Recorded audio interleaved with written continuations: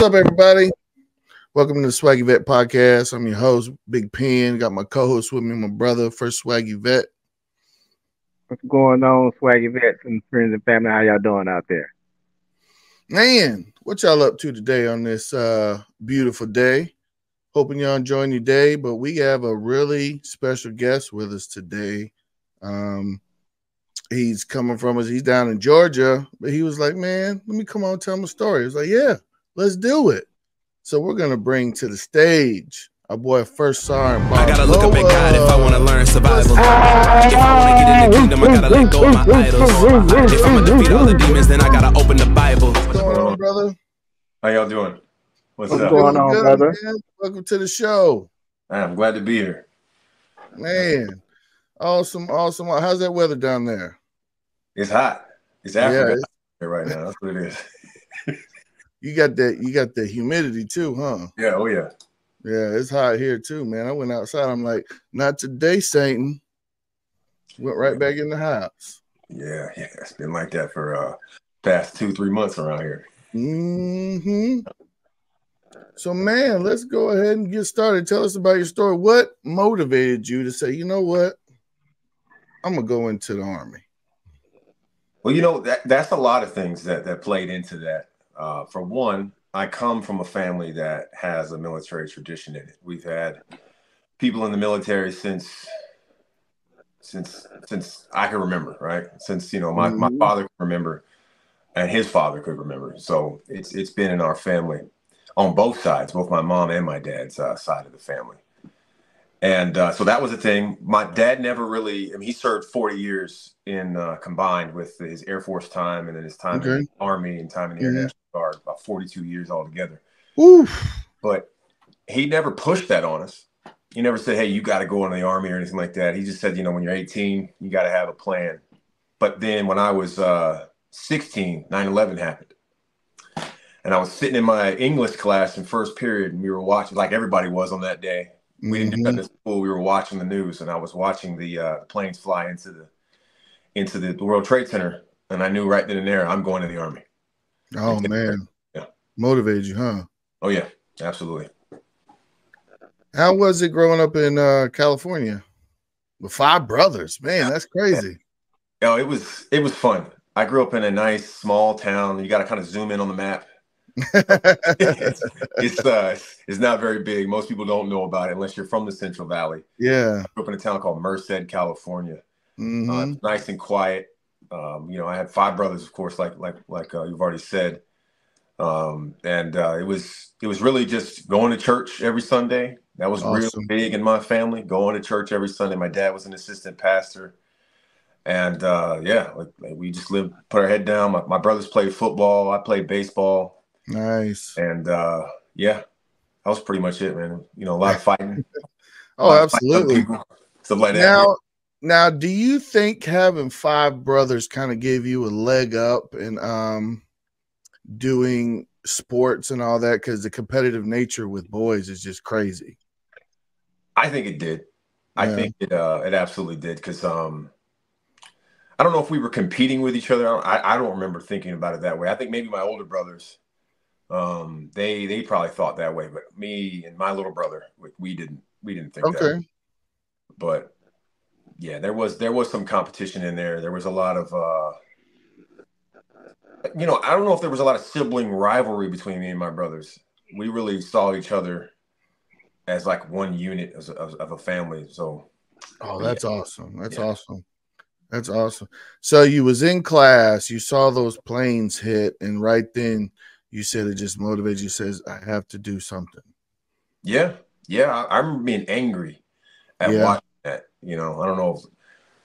It's one of those moments in history. Everybody can remember where they are in that time. I remember where I was, and I remember how I was feeling. And I got angry. I was like, why are they, you know, because I remember my mom, because I'm living in California. Happening at 9 o'clock in the morning in New York. So it's 6 o'clock in the morning. I'm getting ready for school when I initially started seeing this. And I hear my mom scream at the TV, you know, like screaming, like scared. So I come out of my room and I'm watching, you know, this. My mom's got her hand over her mouth and, you know, she's afraid. And all of that, you know, all throughout the day, I'm remembering that. It just made me angry that somebody made my mother afraid. So yeah.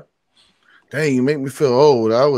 I had just got to Fort Bragg. I finished up airborne school, and I got to my unit August 3rd, 2001, and then 9/11 happened, and I kept getting calls. Are you okay? Everything's okay? I was like, yeah, I'm okay. Those over there aren't, you know. So they was like, oh, I'm about to go to war. And then ever since, man, we've been back and forth. Yeah. So how'd that experience kind of take that in your whole career? Well, as a kid looking at that, it influenced me differently. I looked at it differently as a soldier, as a grown man, and then meeting those people on the battlefield. Yeah. I think what it did is it made me have more of an appreciation for life and a respect for the things that we do, the game we play, so to speak, if I just put it that way. It's life and death, and these people ain't playing around, and so I don't need to be playing around. So it really shaped a lot of my thinking as it relates to everything I do on a day-to-day basis, like working out, like PT in the morning. I'm like, I have to be better every single day, because the guy that we're going to go meet on the battlefield, he's training just like me, and I want to win when I meet him or meet them. And you know, so because I'm like, these guys ain't playing around, man. Like, yeah, they're not playing around. So yeah. I will say this, you know, being in the military, deploying, you know, having multiple deployments, and just like you said, getting up every morning, doing PT, living that soldier life. Now, I don't want to get political, but I see people, you know, disrespecting the U.S. Now, of course, the U.S. is not, how can I put this? The U.S. is not the best as far as, you know, a country. We do what we do. I think we have the best military in the world. Could we do stuff better? Absolutely. But when people, you know, disrespect the U.S. like that, you know, stomping on the flag, burning the flag, it really kind of sticks a knife right here, you know. And I just think to myself, well, if you can do this, you definitely haven't did anything for this country. So it kind of sticks a knife in my heart, and I really like, man, you know what? That's what we fight for. We fight for the First Amendment right to people that say what they want to say, you know, do what they want to do within the limits of the law. So that's what we fight for. People have a voice. Now, whether we agree with it or not, you know, that's different. So, I mean, that's just kind of my take on it. Yeah. Right. Yeah. Barboa, what's going on, brother? What's up, bro? And then, so what is the Scout Leaders and Cavalry Leaders course? Oh, those are two courses that the Army offers. They are two of the three functional Army courses that deal with reconnaissance. And so, like, there's three of them. I was the first sergeant for two of them. The other one would be Reconnaissance, Surveillance, and Leadership course. That's RSLIC. They deal with special reconnaissance and things like that. But Scout Leaders course deals with reconnaissance level operations that exist at the platoon to the troop, integrating with the battalion or squadron level. And so it's a planning and a functional course. So you plan your operations, and then you put your operations into action in an execution phase where you are sort of graded in different positions and things like that. And so the Cavalry Leaders course is really for the target audience is, well, let me go back up to the Scout Leaders course. The target audience would be like the staff sergeant, sergeant first class, and the platoon leader, second lieutenant, first lieutenant. And then in the Cavalry Leaders course, the target audience would be that captain, that sergeant first class that's about to make master sergeant or first sergeant, and sergeant majors and above, essentially majors and lieutenant colonels even attend this course. And that course is about the planning operations for reconnaissance squadrons integrating with brigade and division. And so it is a heavily, you do about 8. Hey, thanks for tuning in.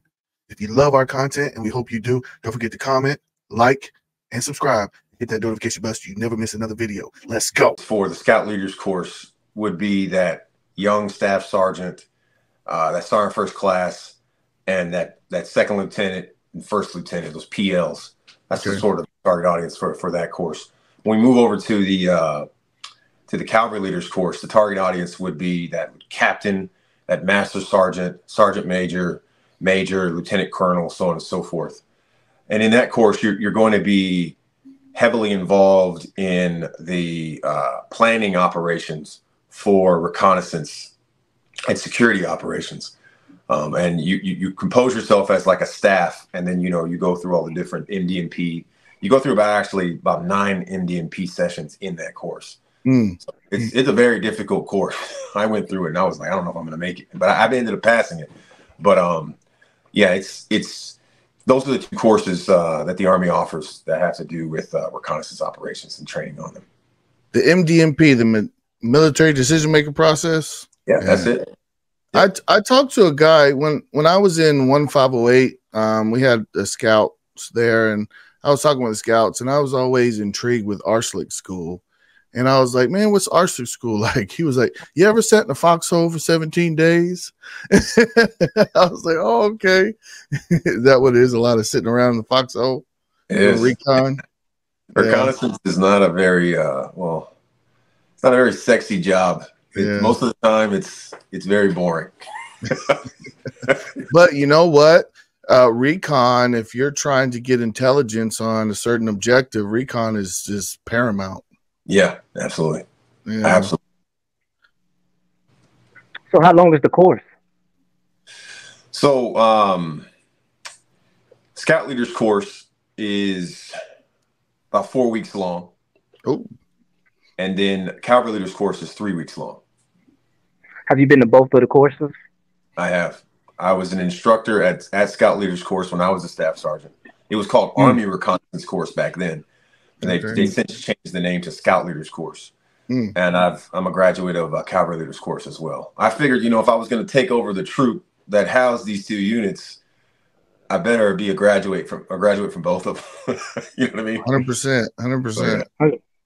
So what roles and what type of mentorship you was able to give them? Because I know you said you went to both courses and then you're the first sergeant. So there's a number of things you was able to enlighten them on. So what are the most challenging things that you see in the course? Well, for a Scout Leaders course, the most challenging thing that I saw was that non-commissioned officer arriving at that course and not being able to articulate the plan graphically in an op order. That was something that I saw as a mainstay with a lot of the NCOs that came there.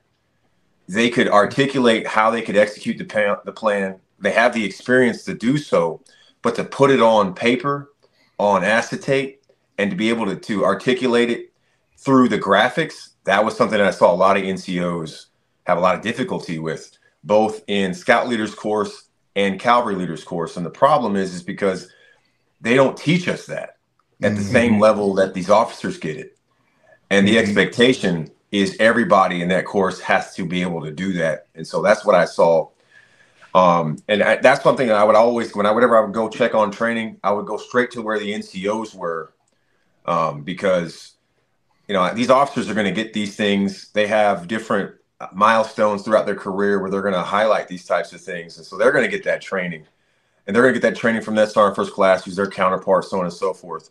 But what I really would spend a lot of my time on was looking at those NCOs, because they're the future of this organization and this sort of CMF. Yeah. Were there some challenges that you also saw with officers? The challenges that I saw with officers was the common ones that we have probably all seen, and that is the officer's ability to apply the knowledge in a moment in accordance with experience. They don't have any real experience. And so it was, when I would speak to them, I would talk to them about how they need to be able to paint word pictures through their reports, their accurate detailing reports, because that's the name of the game in reconnaissance. It's painting a word picture for that higher level commander so he can know what you're seeing, but he's not there. Like, he's not seeing what you're seeing.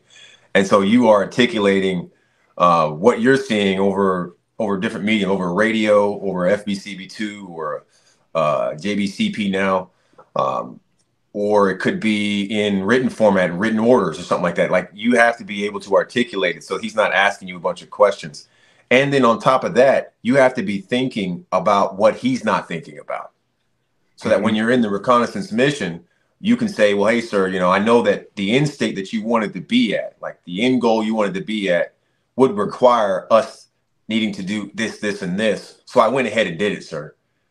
You know what I mean? Like, I was getting them to think about that way. Like, you need to fill in the information gaps that your commander's not thinking about, because you know what his end goal is actually. So if you could think about how you would get to that, I guess, that end point, that objective, then include that in your execution of the reconnaissance mission. Looking back into your deployments, was you able to use some of these things? Or reconnaissance? I'll tell you what. During the GWAT, we did not do, well, at least me. Let me just speak for me in my career. I did not do anything reconnaissance as it relates to like what the doctrine says when I was on deployment. I did, like in Iraq, we may have did surveillance missions when we did SKT missions. So that might fall into the line of it, but it was mainly what everybody else did in Iraq. That was, that was shooting, moving, and communicating. It was finding them dudes, and we were dealing with them. Let's put it that way. So that's right. Yeah. I will say, man, when we were deployed, we did an overwhelming amount of cordon and search stuff. Yeah. It was crazy. I'm like, I'm a truck driver, and they got me cordon and search and stuff. But hey, that just goes to show you, we do a lot of stuff outside our MOS, man. Yeah, that kind of related to me as well, Barboa, when I went to Ranger School. You come back and you try to apply those same type of things, be by the book, but really you got to think outside the book. You know what I mean? And it goes back to shoot, move, and communicate at the end of the day. Bringing the guys homes and, really just trying to have a lifestyle and keep up morale. So kudos to you. How many deployments you been on? Well, 2 full deployments. I had a third one that I was only there for about 90 days. Then I came back because I got picked to go take a first arm position in another brigade. Awesome. And then, so 3, but really they're 2. I had 2 deployments. 2? Both 12 months or? Yeah, both of them 12 months. Both Afghanistan and Iraq or? No, so the first one was Iraq. That was in 2005, 2006. And then the next one was in our deployment that we went on in Afghanistan. That was in 2000. What was that, 9 to 10? 2009 to 10. Yeah. Yep. 4th Brigade. Second. Were there some defining moments in those deployments? Either one of them? Oh man, yeah. So in the first deployment, one of the most defining moments was when we lost Devora and Clay. So Sergeant First Class Devora was our platoon sergeant. I was a specialist back then. We were on a road in Baghdad, and they hit an IED because they were investigating what looked suspicious on the ground, and they got out. And they were kind of, the IEDs right here in the middle. They were standing like this. One got hit with the back blast. The other one got hit with the projectile that came out in front of it, and they ended up passing away. And so as a young kid, I think I might have been 19, 20 years old at the time. I had never seen nothing like that. And that was a defining moment in my life. That made me look at things completely different. I kind of went through a depression spell, but you don't really deal with it when you're in deployment because you got to keep going on mission. Yeah. And so that affected me for the rest of my career. It still does to this day. And then on my second deployment, I remember watching our sister platoon, our first platoon. I was in Bravo Troop 473 Cav back then. And we had this young guy named PFC Justison. And first platoon had gotten hit with an IED, and Justison was he was on top of this culvert, and the culvert kind of crumbled in and around him, and he ended up dying.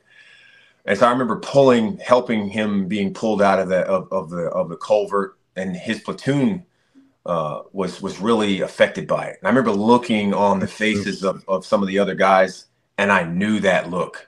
And I remember feeling so bad because I was like, now there's other people that know what it feels like to lose somebody. Because I know what that look looks like, that look of devastation and just like, what the heck? I was just talking with him 5 minutes ago, and now he's gone. That really wrecked me, seeing other people feeling that same thing, because I didn't like that. You know, all the other stuff in deployment, getting shot at, that never bothered me. It was losing friends that really tore me up. Right. I found that a lot of veterans deal with survivor's remorse. Yeah. You're right. They're more like family than they are friends, especially when you're in a leadership position, because we all have this promise in our head that we want to bring everybody home. Whether we say it out loud or not, that's a promise we make to ourselves. So I'm sorry for your loss, brother. I appreciate Deeply that. sorry for your loss. Then also you went to SFAS, correct? I did. I went to SFAS in 2007 in September or August. And this was after your first deployment. Yep. What made you want to try Special Forces after that deployment? I tell you what, man. You know, the funniest thing was, it was getting away from my unit for 3 weeks. I honestly, at the time, I did not know what SF did. I had no idea. You know, a couple of buddies of mine, we were in the scout platoon. There was, you know, I'm obviously a scout, and we had these other snipers. So there was 2 snipers and then me. We all went to selection together, all got selected. And so we were all like, hey, man, you know, this unit sucks. Let's get away. Let's go to Fort Bragg for 3 weeks and see what this is about. We'll try it out. So, you know, we as we went to the briefings and stuff, they were like, hey, man, this is really tough. You know, these guys are really cool, so on and so forth. So we were like, hey, we need to train for this. We didn't end up training. We were in Germany, so we just drank all the time. Showing up to SFAS, and we just didn't quit, and we made it. That's awesome. That's really what it was. Bro, yeah, SFAS sucks. Yeah. We made this pact, right? It's a joke between us. My buddy said that he quit every single day, but he couldn't find the cadre. And that's what he just kept going. I knew I quit SFAS when I just laid in my sleeping bag and didn't get up during the STAR course. Hey, man, that STAR course ain't no joke, bro. It ain't no joke. I had one of the what are they called? Not the RIs. What are they called in SFAS again? Oh, they're called the just the TAC guys, I guess. Like the assessors or something like that. Yeah, man. He said he saw me walking up and he said, "Man, you look clean." I was like, "You're right. I look very clean." Hey, I didn't do it. Speaking of that, bro, when I was on the STAR course, because you know you ever been through Scuba Road on the STAR course, right? So I had my second point that went through Scuba Road. So I got up to Scuba Road, right? Which for the listeners here, Scuba Road is like I don't know if it's ever been a road, but it's just a road that's covered under a creek or a river. So you got to cross it. There's no other way you can get around it. You got to cross through it. And this is a good crossing point, so they call it Scuba Road. And so when I got up to it, I took off my BDU pants, my boots, my socks, and I threw them inside my rucksack. I walked through Scuba Road, got to the other side, took out my towel, dried off my feet, my legs, and then put my pants back on, my boots, and walked back to the point. And I get to the point setter, and he's like, "Why are you dry?" And I tell him, and he was like, "That was good thinking." He's like, "Now your feet are going to be dry for the rest of the day." And I was like, "Yeah, thank you." And you probably had, being a scout, you had your rucksack nice and waterproofed. Yeah, oh yeah, absolutely. Yeah. Yep. Man, quick. Oh, go ahead, Penn. No. Yeah, because I went back in 2006. I went and we had Thanksgiving in SFAS. So they pull us in there. We're just watching movies for the night. They feed us good, but we couldn't go to sleep. We were just watching these war movies. You couldn't go to sleep about 12 o'clock. So it was crazy. But I just remember when we did rifle and log PT, we did we did a run before rifle and log PT. Then the whole class went, they break us up. Half goes to log, half goes to rifle. Then they switch. And then we come back, eat an MRE, and then, all right, formation on the rocks. And then they're like, with rucksack. Then we did a ruck march, came back and ate. And it's like 11 o'clock at night. And then we had another one that says, all right, formation on the rocks, BDUs with running shoes. And then everybody's just so tired. And they're like, they did the task condition, the standard. And like, all right, who wants to quit? About 50 people raised their hand. All right, y'all go over to the VW hut. Rest of y'all go to sleep. They were just testing to see people's mindset. So I was like, dang. It was tough, man. I didn't get selected. I did because they had this one point they called Jurassic Park on the Star Course. I don't know if you remember that. I do. There's one point in the middle of just nowhere, and you couldn't find it. So I only found on the first night I found 2 points, and the next night I found 3. So it wasn't good enough to get selected. So, man, when I was out there, man, I think I went to sleep all night long. I woke up the next morning and started hauling. I started hauling butt, man. I remember putting everything in my bag. You know what I said I was going to do? I said, I'm taking all the roads. And you know what I did? I ran straight down the middle of the road, man. I can't make this up. I'm hauling. I don't even stop. Wait, I keep jogging, right? I keep jogging. All of a sudden, I stop and some say, go, get to the wheel line. All of a sudden, I hear a motor that gets louder and louder. And it's somebody on the four-wheeler, and he's just looking for me. I can hear his radio say he was running straight down the middle of the road. And I put my back against the tree because, we had to have like these road guard vests. That's it. Yep. So I hit my road guard up against the tree. And I just sat there and I just heard the vehicle just start circling in the area, man. I wait till he went down the road. And I got back up and started hauling it into the wood line. Bro, I did the same exact thing. The same exact thing. I remember because when you start the Star Course, you get to sleep because it starts at like 2300. You're there with the fire. Yeah. So you sit there. I remember I had made I was gonna go to sleep. But then this like monsoon storm thing came through and like blew away my rucksack, opened it all up, had everything. It was all jacked up. So I didn't get any sleep that night, right? So I need to sleep because, I ain't been to sleep. So I go over a terrain feature, make a little hooch area. I'm like, I'm going to get a power nap for like an hour. I put my my headlamp and I put my watch that had a alarm on it. I put a timer for an hour, and I put the watch right next to my ear so I'd wake up in an hour. And so it woke me up. I did the same thing, made the whole point there, did the whole thing with Scuba Road, all of that. And then when I got to Scuba Road, the next point was in the bowling alley, which is up in the north or something like that. So I had to cross over Scuba Road, and I was like, I'm not about to do that. So I'm going to run this road all the way to 3-Wire Road is what it was called. And thanks for happened, bro. I took my road guard vest off because I was like, I'll put this thing on. And I did it. I didn't follow the rules. I'll tell you that much. I won though. I put it that way. At the end of the day, I won. Yeah, that's a good one. I didn't follow the rules neither, man. So right now you are preparing for retirement, right? I am. I am in the middle of just waiting. I got my orders already. Now I'm really just waiting on terminal leave. Oh man. Yeah. Dang, so what is it like when for people who don't know, when you get your retirement orders, what's your day-to-day life in the military from then? Well, I mean, that really depends on your unit. Yeah. Because you're still in the Army. Like right now, I could still be gainfully employed, but my unit is not doing so. I mean, they've called me in for certain things, and obviously I come in and I take care of it. But For the most part, I'll show up to work and I really don't have anything to do other than I'm focusing on transitioning out of the Army.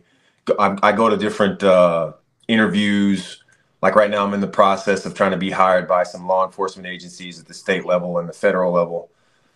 And so they really just give me time to just take care of that. Or if there's any medical appointment that I need, as long as I keep in contact with my first sergeant right now, he doesn't really bother me. How far along are you with? Are you finished with the Soldier for Life SFLS TAP? Yeah, yep. I'm through with that. That is a really good program. Yeah, it is. The Army has made it. So if there are people that are thinking about getting out of the Army, really pay attention in that week-long workshop that you're going to go to. Really, there's a lot of good information in that time. Yeah, because they got a whole class just going over all your benefits too. Yep. People don't realize that. So it's very good as far as preparing you to get out. I think the Army's done a good job with that whole program, like you said, because it helped me out immensely when I was getting out. And a couple shows ago, we had Sergeant Major Ionescu on, and he was talking about he did his 2 years out. So he's about to go on terminal leave here soon, and he was just saying all the good things about it. So I'm like, yeah, it's definitely a good program. I definitely benefited immensely from it.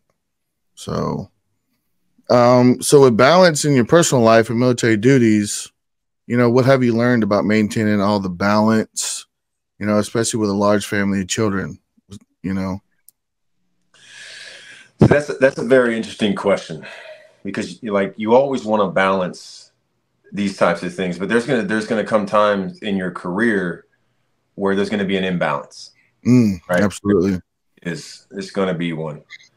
And there's sometimes, like, if you can get to a job or get to a position that allows you to have a lot of time, still be at work, still doing the Army thing, but still have a lot of more touch points with your family, then get that job. But oftentimes those jobs aren't the jobs that are very competitive. And so you kind of have to balance in between that. And also at the same time, as we all are going to get older, but our family is going to be something that's constant in our lives. They're going to be there. My kids are going to be there. Whether I'm in the Army or not, they're going to be my children. My wife we're going to be together, and we're going to have a whole life that's outside of the military eventually. We just are. And so I have to ask myself, and every military member has to ask themselves, where am I going to invest? And is this investment of time, whether it be in the military, in my career, or investment in time in my wife and my kids, which one's going to have the greater value in that moment?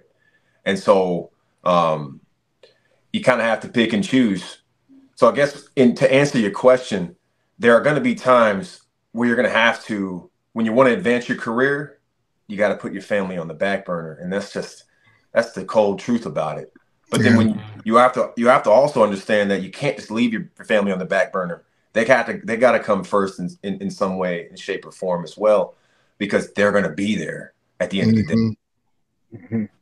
So do you think your wife and your children, they have a good understanding of, hey, this is a time where I'm going to have to focus on this, this other time I can transition back and traverse back and forth? Do they kind of understand that? And how does it impact them, you think?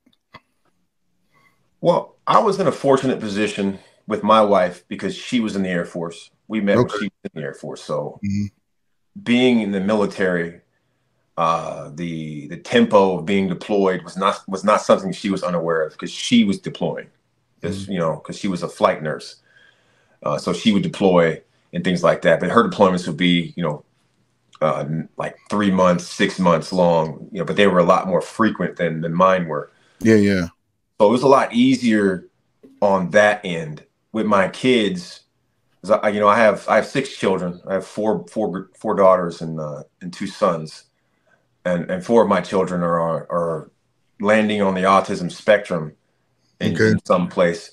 And so explaining to them, that was kind of difficult, because when I'm in the house every day, coming home at 5, leaving in 5 in the morning, that's a routine. But then when I leave for a year, that really affected them. They were like, well, hold on, where's dad? You know, this is the routine. Why is the routine changing?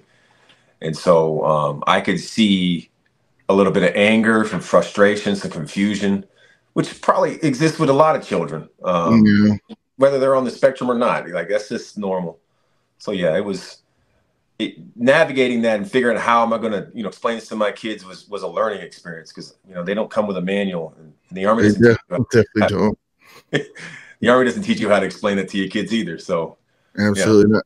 What kind of helped me with my children? I've got 5. One lives in North Carolina, and the 4 is with me. My 2 girls and 2 boys. Well, 3 girls and 2 boys. I kind of had to, you're one way when you deal with soldiers. You have to give them that tough love a lot. And at first, I kind of took that home, and my children really couldn't understand it. So what I had to do is I had to say, okay, let me look through their eyes. They only have their experiences. They haven't experienced what I've experienced, so they only know, this much. So I kind of had to transition my mind, thought, and my leadership for my children as, okay, they don't really know that much. I kind of have to switch up my leadership style. And once I did that, I made a lot of progress with them, and things have been a lot better in the home front. So it was very successful once I made that transition. So anybody out there, that's just my outlook and how I was successful with my children. So it's definitely been very good. And I have such a good relationship with my children now. 2 of my daughters are in college. They go to University of Tennessee, and they're striving, and it's good. It's good as a parent, so, just a little insight. So with knowing what you know about your family now, is there any new long-term goals that you're going to have going out as you retire? Oh, well, I think that to answer that would really be me supporting my wife, because like I said, my children, they have exceptional needs that represent themselves in the autism spectrum disorder. And because of that, my wife went to school to become what's called a board certified behavior analyst. Those are the people who write the behavior plans for children. Wow. That struggle with autism. And so she pretty much changed her whole educational track from nursing to that because of our kids. And she's going to move forward with it at the doctorate level here eventually, so that she can influence the research in that field to sort of help children, and not even just children, but even adults that, because autism doesn't go away when you turn 18, like it stays with you. So she's going to be heavily involved in that. And so I see, transitioning and helping my family by helping her in what she's doing in that field. And really it's going to affect the community around here, because she wants to end up opening a business so she can provide services for military members and just civilian members who have children with these challenges. Wow, that's awesome, man. That's a good goal. Yeah, because I see that you still was able to provide for the family, just focusing on the external, and she's focused on the internal, but together y'all working good and collaborating as a team. So I think that's a blessing, brother. That's a blessing to have. Yeah. So reflecting on your career, what are your most proudest moments? Oh man. One of my most proudest moments the first one would be graduating from SFAS, or being selected at SFAS. The next one is kind of is an interesting one, because obviously I went to the Q course. I didn't successfully make it. But it's because I got administratively dropped because of an event that happened in my life with my ex-wife. Long story short, that event, having that happen to me in my career, was one of the greatest things that ever happened to me, because it helped me learn humility. And that was something as a leader that was indispensable for me. knowing how to be humble and not be arrogant helped me so much. And so at the time when I was going through that, I hated it. But now looking back on it, I am glad it happened to me because it helped me out so much. And that humbleness has endured and touched so many other areas of my life and helped me as a man. And so that is another highlight in my career. The next one would be being promoted to Master Sergeant on the same day as my my older brother, James. Oh, wow. Yeah, we were promoted. We're both from the same MOS. We're both 19 Deltas. Obviously he came in the Army a couple of years earlier than I did. But I caught up to him because he was a leg and I wasn't. But I caught up to him and we were promoted. We got promoted on that same list. And that was really cool for especially for my dad. I remember seeing my dad there, my mom there, and it was just a great moment in my career. And I had one of my old platoon sergeants from my first deployment, who was a sergeant major at the time. He was there. And for him to see my turnaround, because I was a troubled soldier, man. I was getting in trouble all the time, fighting in Germany, and coming formation late and, doing stuff. I was just doing stuff that, every squad leader had been like, man, I'm tired of Barbola, right? Like I was that soldier. For him to see me make it to that rank and to see the turnaround, it was a very proud moment for me. So it was things like that. Those are probably the three biggest things that I could think of off the top of my head that are like highlights in my career. That's awesome. What part of Germany you was in, Barboa? I was in Baumholder. Oh, Baumholder. I was in Bamberg. Yeah. Wasn't too far from you. Yeah. Man, I'm going to tell you, I have never felt the type of cold that I felt in Germany. You ever been to Alaska? No, I've never been to Alaska. It's worse there? Yeah, in the Donnelly Training Center. That's in the Arctic Circle. It's cold over there, bro. Okay. It's cold. You jump out of the airplane and the wind chill coming out when you're jumping out in probably the negative 30. Ooh, yeah. Woo. Turn into an icicle. It's cold, yeah. Was it hard jumping? Because I know you had to wear significant amount of cold weather gear when you're jumping, and getting in that harness might be a little difficult. It was. It is a little bit more difficult getting in the harness with all of your cold weather gear on, but you just kind of have to, especially with the T11 parachute harness, you can adjust a lot of those things. As opposed to the T10 harness, that thing was its size no matter what, and you just kind of. The T11 is a lot heavier too, but it does adjust way better than the T10. Yeah. Oh man, those are the days. So Barboa, you both had some, you may have some detrimental experiences with some losses and, even some failures, and then you have some rewarding experiences as well. So what advice would you give to someone that's facing some of the similar challenges you face coming through your career? Okay, that's a good question. So if it's the same detrimental things that like I was talking about, go get help. Don't wait like I did till some significant event happened and somebody had to go tell you, hey, you need to go get help. Go get it. Like, the thing about these types of things, especially as it relates to trauma, to what we do in combat, if you don't end up dealing with them, they're going to end up dealing with you. That's just, you're human, and it don't matter how tough you are, it's going to end up dealing with you. It's going to end up manifesting itself in very problematic ways. So the best thing to do is to go get help. And in our Army now, the stigma that used to, I guess, supposedly exist doesn't exist anymore. It doesn't. So go get help. And then when you do face failures like mine, keep going. Like, don't stop. Command your career. You know what I mean? Like, command your career. What I mean by command your career is plan your career out. That's what I tell soldiers now. Is think of your career in 5-year increments.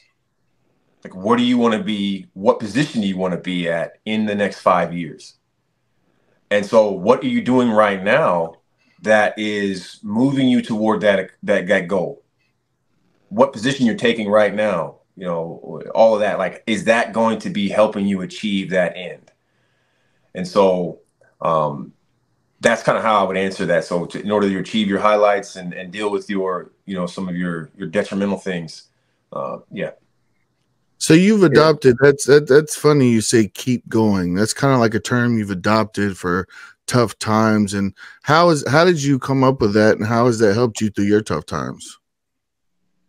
Dude, so this came up while I was in selection. Okay. Right. And so you mentioned log and rifle PT. Yeah. It was during this time, right? And I don't know if at that time, I think, remember that movie, what was it? It was with Gerard Butler, 300. Okay. 300 came out, right? Yeah. And there was this phrase that one of the instructors over that, you know, that bullhorn they had, that he told us to fight in the shade, right? Oh, yeah. Kind of like what that guy said when he says, you know, our arrows will blot out the sun. And he goes, well, then we'll just fight in the shade. And it's like, look, I don't care what the problem is. I'm going to keep fighting you. And what he was telling us was, look, no matter how hard we make this, fight in the shade. Do not quit. And those words stuck with me for the rest of my career. And so that when I say keep going, that's what I'm thinking about. I'm thinking about no matter what, if I still have breath in my life and I still have ability to do things, and you're not telling me absolutely no way, zero way is it going to happen, I'm going to keep going. I'm going to find some other way. And so that's where that comes from. Yeah, I'll say this. What really motivated me when I was doing rifle PT is, you know how you be doing your little exercises and they say, all right, go to the log. And we have to put our rifle down, run to the log and come back. What motivated me so much is when he was like, you see them men? You see those who are over there? Those are who are going to leave you when the times get tough or in battle, when you're getting shot at. Those are who is going to leave. I said, that ain't going to be me. So I was sprinting every time. I don't care how tired I was. I was like, this ain't going to be me. I ain't leaving my battle buddy. So that's a good outlook. And they do motivate you a little bit when you're in SFAS. In the ways of talking ish. There was a time in Ranger School where my brother Penn, he had sent me a tab. He sent me like it was a patch, you know, while I was in Ranger School, and it said embrace the suck. Right. And I took this patch and I kind of put it on this belt that I had with the Velcro, and I kept it there. And when I remember, like, when you embrace something, like, you accept it. You know, not only do you accept it, when you embrace it, I had to take my accountability in the suck. You know, you can't look at external at things. You got to look internal if you really want to embrace something. You know, and when I was going through Ranger School, I wanted to quit. I always thought about, this was a volunteer school. You know, this is what I want to do. This is where I want to be. You know what I mean? And that right there kind of motivated me. And also, one thing that kept me motivated was thinking, I can't go back to Penn and tell them I failed.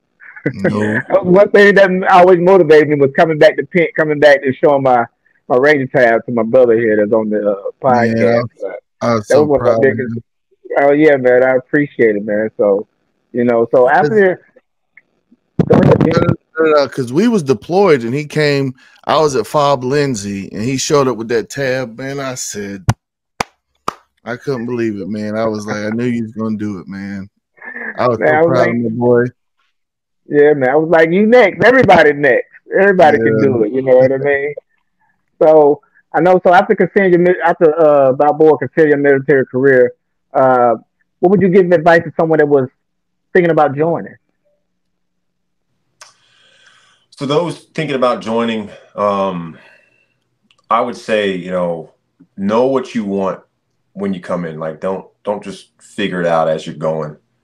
Like, if you're coming in and you want to be an airborne ranger, then do that. Like, go do that. Don't let anything stop you from doing it. Talk to other people who are like, reach out to Swaggy Vets. You got one right here, one of the hosts who's done those very things, that can talk to you about it, that can help you get into the sort of mindset that you would need in order to pass that. Because what you want to do is, especially when you're young, you want to do all those types of things when you're young in the Army. You don't want to wait till you're old. I'm not saying you can't do them, but you want to do them when you're younger in the Army so that you can accomplish whatever you want. 'Cause here's the thing about the military. you really can do what you want in the military. You really can. If you have the right attitude and you're in the right place at the right time, you really can go as far as you want to. And so to those who have the aspirations to come into the military, make your career what you want it to be, because you have the ability to do that. Mm-hmm. Yeah. And there are many misconceptions with civilians about what they think military life is going to be like, and most of it is like you might be a tool, or you're going to go to combat and die, or you're going to come back and not be in your right mind. But just even seeing you, like, how you're dressed, how you articulate yourself, it's not none of that, man. Each individual can be who they want to be. It's a choice.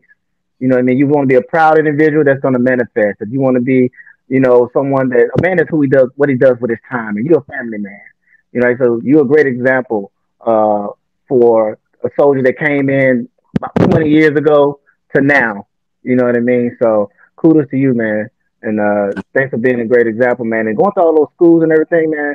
To be honest with you, I think those are great accomplishments. And I think you're gonna know a tree by the fruit it bears. Yeah. If that makes sense. So those things were you before you even came into the military. You were destined to succeed because that's what your mind frame was. Some people learn it as they get there, who they are. They find other men like yourself, and they try to emulate it. But those seeds that's planted us is going to grow in due season, in due time. Absolutely, 100%. Yeah. So in closing, what are the next phases in your life? I know you said you're going to support your wife and get into that, but then you got 40 more, 50, 60 more years of living. Yeah, so that's a really good question. And I'll tell you what, I don't know anybody in the Army that when you're getting out of the Army, you don't have some level of anxiety, because especially when you come into the Army at the age that I came in, like this is the only job I've ever had. Like, this is the only job I've ever had. I came in right when I was 18, and it's been this since then. And there is some anxiety involved in that. And so understanding what that's like, talking about it, getting that help, in the midst of that, and then transitioning to something else. So like I said earlier, I am in the process of trying to, get employed by local, state, and federal law enforcement agencies. That may go through. I even have aspirations to just continue school at up to the doctorate level, and just kind of maybe spend my time helping the Christian research field as far as understanding the Bible and the Old Testament, because I have that's one of my side hobbies, probably the only side hobby that I have other than my family, is really studying the scriptures. I do that very extensively. I talk about that. Like, just the reason why I'm dressed like this, I was just recording some content for another series that I'm doing in the book of Genesis. And so I would just say, just as a summary of what I'm trying to say here is I have many options that I want to end up doing. And I'm probably going to end up doing all of them, because I want to do them all. But yeah, just that transition period is, I'll be honest with you, I'm kind of anxious about it because I haven't done it yet. Well, man. When I was getting out, and I don't know about John, we've kind of talked about it, but I didn't have a plan. I just got out like, what am I gonna do now? So I kind of took something that I really like. I remember I went to the oil fields and started hauling oil, and what I didn't realize is doing that type of job is like very lonely. And I'm used to having that camaraderie. I'm used to having, people that I work with. And that's like a really lonely job out there. You're just hauling oil, 12 hours a day, 6 days a week. And, just having Sundays off. And on Sundays, I had so much stuff. Like, I would buy my groceries. I was in North Dakota, where it's so cold. Mm-hmm. So I was miserable, and I kind of went into depression. And I came back and was just doing odd and end jobs. And and like you said, you need a hobby, and that's great that you have a hobby. The Word of God is definitely one of the best things you can do.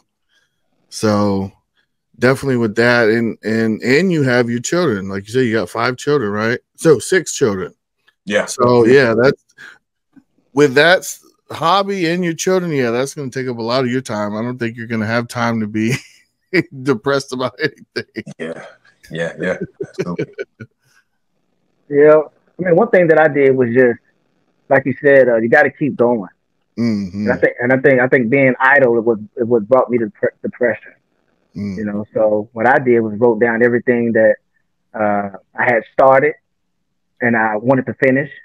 I wrote that down, and what I mean by that, like learning to play the guitar. You know, yeah. So I wrote that down. Things out that excited me. You know, clothing line, business, and then I wrote all those things down. And then by the side of it, I wrote how I can apply action to those things to better myself in those things that were part of me. Because you know, the Army takes a lot of your time, and you can't really go back and work on you or finish you because you're given to the Army. And so when I got out, I realized I was still these same things. You know, these were a part of me. So let me go and finish the things I never got to finish. You know, and so that's some things I did. So I went and got in retail because I like clothes. I started learning the business. I went and got my business degree. Then I'm working on my master's right now because, you know, I knew I was an entrepreneur. You know, I owned 3 homes. So then I went and got into property management. I started learning about those things because those things were me. You know, so it gave me time. It occupied my time, and not only that, I was being intentional with my time. You know, and so you know when you plant those seeds and you come back out, you're gonna be looking at something you created and built, and they're all gonna come together, and all those things are still you. You're just growing it. So that's what I recommend. Just go back and write those things down that you didn't finish, those things that are you, that you like and do, that you like doing, and apply action to them. Yeah, that's what I would do. So that's good stuff. So how can do you kind of have stuff that you like to do with your children? What are kind of their hobbies? Oh man, so with 6 kids, and as you know, you have 5 children. Mm-hmm. All of them have different personalities. Oh yeah, all of them do. I tell you what, one thing that my girls love to do is have dance parties. Right? Random dance parties. Like I'll turn on some music in the living room, and I'll be like, hey, I'll call them all down there. They already know what time it is. They love to do that with me, and I love doing that with them. I do, because I tell them, I think like this: if I don't dance with them, some other dude that I don't like is probably gonna try to be dancing with them. And so I was like, they're gonna dance with me because I'm gonna dance. And my son, my oldest son, he likes to work out. And so there you go. He's always asking me like, hey, can we go to the gym? And I am so thrilled because I'm like, yes, boy, yes. I'm telling you, let's go to the gym. Right. And then my younger son, Gabriel, as far as autism is concerned, his is most severe. So he likes to watch videos that are like about dump trucks and, you know, construction equipment. So when I'm like reaching him, that's what he'll want to do. He just wants to sit in the room, turn on a video, or like we'll play with his little different construction equipment that he has in his room. He's real low key, doesn't really require much. As long as we're doing that, he's good to go. That's awesome. Yeah. Yeah, I've learned. So with girls, man, like you said, I'm going to treat them a certain way. So no other guy is going to step in. Like I open the door for them, take them on dates, give them flowers. So they know if a man stepped to you, he got to come correct, and they ain't going to accept anything less. Mm-hmm. So and they have high standards when it comes to guys. So unfortunately, they don't have boyfriends too. yeah, absolutely. Man, oh God, I don't even want to think about that stuff. Yeah. So first of all, is there any platforms that our listeners can follow you on? Oh, okay. So, I have several. So I have TikTok. There's Boa Strong. So it just sounds like how it's written or spelled how it sounds. Boa Strong. It's one word, and then 82 because for the 82nd, of course. Yes, sir. So Boa Strong 82. That's on TikTok. My other TikTok, if you're interested in just all things scripture, it would be Rick Real 3 on TikTok as well, and then on Instagram it's just Rick_Real. So those are my 3 platforms that I really post on and do things like that on. We'll definitely put that down in the description so they can, all things Richard Barboa, they're going to see that stuff, and they'll be able to go to all that stuff. So, yeah. You got anything in closing? Well, other than I am extremely grateful to even be here on the show today, to talk about these questions, to maybe even be of a help of some people that might be thinking about getting out of the Army or thinking about coming into the Army or being in the middle of their career in the Army and might be facing some of the issues like your career might be like mine was. Yeah. And that you might be thinking, how am I going to make it through this? Or, am I going to do this, or should I do that, or something like that? And then you could see me at that. I'm on the tail end. I literally have less than 6 months, about less than 6 months left in the Army. And I have made a successful career with the highs and the lows, the failures and the successes all together. It's all taken together cumulatively. It's been my career. And ultimately, at the end of the day, I feel successful in what I've done. And so you can, by utilizing maybe some of the strategies that I employed and not making some of the mistakes that I made as well. Absolutely, man. We're so blessed to have you on, man. And we appreciate you taking the time out to share your story, share your struggles, and share your victories also. So we're blessed that you can do that, man. Thank you, yes, guys. Sir. Yeah, Barboa, man, I appreciate you for coming on the show, man, and being a great example that you are, man. And thank you for just taking the time out to bless Swaggy Vets with your story. Appreciate that. Absolutely. All right, everybody. Thanks for tuning in. We're going to catch you on the next one. Peace. Peace.